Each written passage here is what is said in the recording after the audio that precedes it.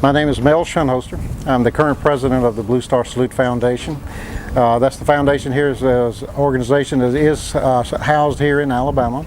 It was formed in 2005 when a group got together and decided how do we honor our veterans today, those that are served, like the old ones like me, those that are presently serving, and then also those that have fallen in the service of our country and their families. And so what we've done, we've incorporated ourselves with those people who have retired from the military, who are in the military, those who have had someone in the military, lost someone in the military, or just like being around people in the military. And what we've got is the freedom to move about the state, and we've now been recognized for the last 10 years as a foundation. We're a 501c3. We have about 203 members. And what we do is we travel all over the state. We've attended every deployment ceremony in the state of Alabama. And in the last 10 years, we've said goodbye to over 23,000 men and women here in Alabama.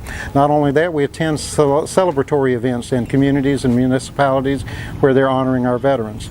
And then we're also, if you notice behind me, we have the display of our fallen heroes since 9/11. There's 203 photos on this board right now of those killed in action or those killed in non-hostile actions. And what we do is we carry that board around to make sure that our community is educated, that these men and women have faces, they live next door, they went to school with you. They're not just a blurb on the news media that another Alabama soldier was killed. We want to make sure that they're memorialized and they're remembered in perpetuity.